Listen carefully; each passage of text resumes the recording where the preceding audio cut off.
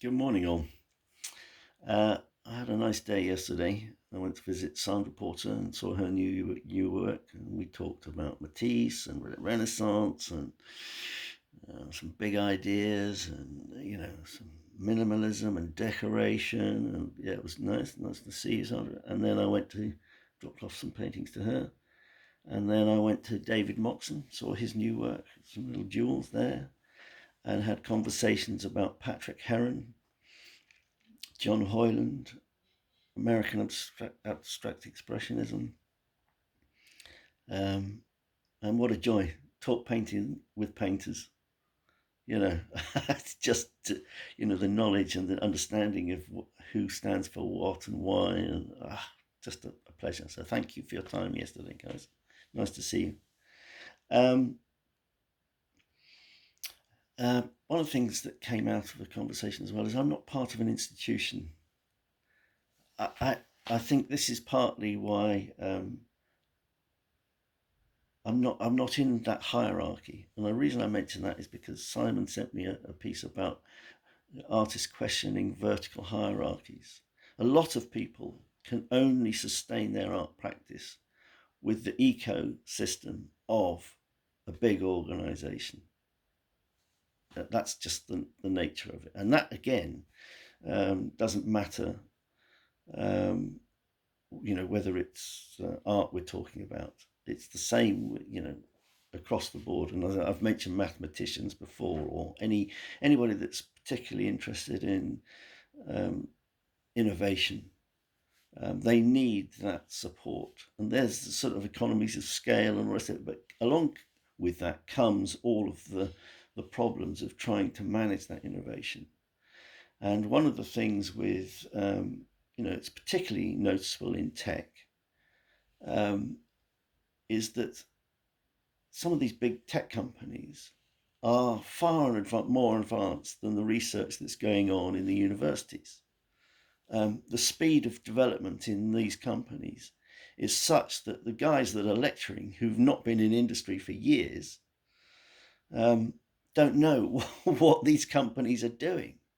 And that sort of makes you question the knowledge that's being imparted. There's the groundwork and the history, but actually the cutting edge and the sort of the innovation is happening in those companies out there, desperately trying to get themselves into a financial situation and maximize their markets and all the rest of it. So that's a whole that ecosphere debate, which brings me to your point, Patrick, about and I also have those. I have many of those on the stair moments particularly when I've done these, and I think afterwards. So, all fair dues to you, but yeah, um, you talk about the fact that it's not just an artist problem, and how do you value art, and there's so much confusion about what is art and all the rest of it. And I think that's partly why I'm raising this, having these discussions, is because I want to sort of try and get to that myself, to create some clarity for people.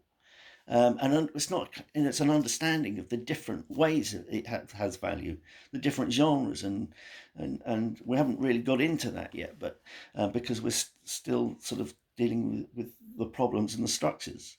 But and I completely agree that other businesses have the same, other sort of professions have the same problem. How do you constantly present the value that you've got? And that's why it takes work. That's what I'm trying to encourage artists to also realize. It does require that ongoing grind, and it's tiring to continually get out there and do all of those things as a solo artist. Because being part of that institution, you have that structure. And again, as these successful artists then have all of that to manage too. So, this question about Damien Hirst, he's often used as a scapegoat, but I think we tend to sort of have a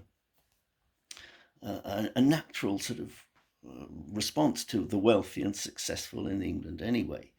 Um, but I think he has redefined the world in many ways. He's given us all sorts of things to question and images to consider. And his operation, his practice, and how he operates, I've heard bad rumors about some of it, but, it's difficult to run any company of that scale. I mean, and there's all sorts of, but, that's it was a multi-million pound enterprise that he was running. And there's all sorts of difficulties in doing that.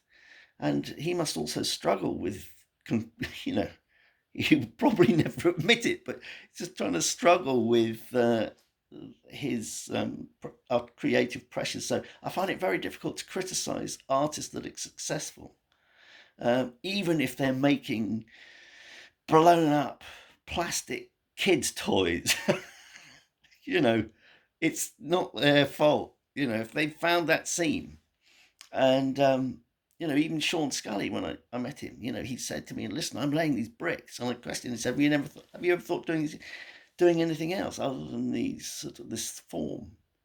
And he looked at me and sort of went, I'm paraphrasing it, but "Are you mad? Are you mad? It's taken me years to get these bricks to have value. Of course, I'm going to keep laying these bricks." And that is part of the problem when you become a big commodity like that, a big enterprise, and it's difficult to sustain. Make no bones about it. But coming back down to I think because of COVID, everybody is now feeling that same struggle. The economy, everything. It's struggling to keep on doing and finding value for yourself, let alone other people valuing it. And so again, this is why I'm doing this to encourage artists and give them faith and give them, get other people to be aware of their value too. So yeah, I'm not here to sort of promote and find the solution to marketing the forestry problems, or I mean, this is why I'm here, is to deal with the art and artists. And so I do recognise it's not a unique problem, but there are unique problems for artists. And your suggestions about works in galleries and all the rest of it, well, that brings into question again the galleries. I mean, it's really difficult to run a gallery, a regional small gallery, particularly if you want to present new, contemporary, cutting edge work that questions rather than is decorative. And it's really hard to do. Having done it myself, I know, and been in that, it's tight. So, but again, that's not unique either, because if you're in forestry and you're selling your timber yard and you're getting imports coming from cheap wood from there and you're trying to sustain values and all the rest of it, I understand that problem. But I'm here to deal with art and artists. I've got another anecdote for you, though, to carry on this problem about artists not being valued. A few years ago, so before COVID, I did some work for a large national organisation, and I was writing a strategy for them. There's a multi-million pound organisation, 50 million plus, sort of thing. And they were doing there was a national campaign that they were wanting to launch, and this was sort of well in advance of that. And I'd written a strategy. I was employed to write a strategy and come up with some ideas about what they could do and the structure of it and the budget and all the rest of it. And at the draft stage, we went to a meeting, and I say this because hi Fiona, if you're watching. Fiona was working with me, and so she came along to this meeting with me to meet various people, and there were project managers there were sponsorship people, there were press people, marketing, the whole shebang was there to discuss the development of this project. And I suppose there must have been about 10, I can't really remember, about 10, 15 people in this room for this meeting. And the main guy that was coming was the sort of head of communications. And we were waiting. He was late, and we were sitting there discussing it. And then he comes in, and his very first words were, "So tell me, why the fuck should I care about this art?" And I thought, okay, fair enough. Provocation, yeah. It's like, uh, pitch me, tell me what I'm buying here, sort of thing. And I obviously failed. So, because he very quickly said, "Why should we pay for artists?" And I sort of, in my usual way, and some of you can laugh at it, I drew the analogy of a football again. If you're going to play in the Premiership, you got to pay your players the market rate, and you'll get the likes of Saha or Messi or whatever. Anyway, now I wasn't even selling him Saha or Messi at this point. If only I'd had the budget for it. But no, I wasn't even trying to get him to buy them.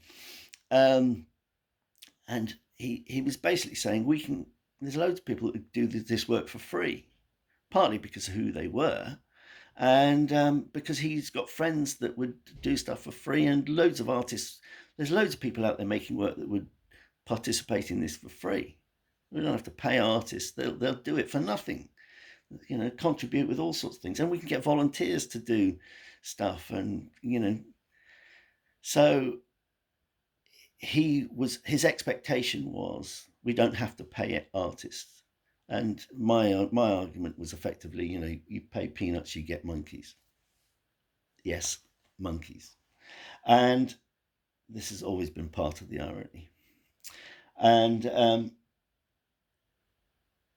he was adamant. And sadly, they did go on to do just that. And there was no impact from their campaign.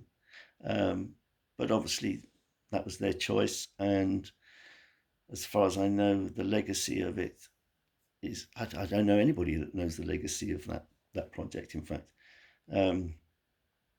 So again, that payment for value, the expectation is, and I've even had this in other projects too. A National Federation of Builders, I went to a conference, and the guy there, again, it was full of all sorts of art practitioners producing everything, and the chairman of that organization presented a slide of a Ferrari Testarossa, and he knew, again, the provocation was, this is what I consider to be art, knowing that he was provoking people.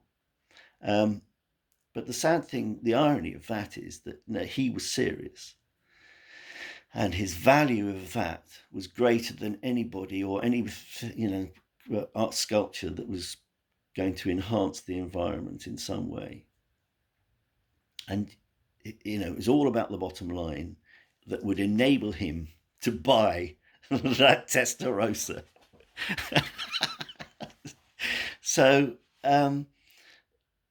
paying for artists, when I've even had it on public construction works, public sites where people are donating sculptures.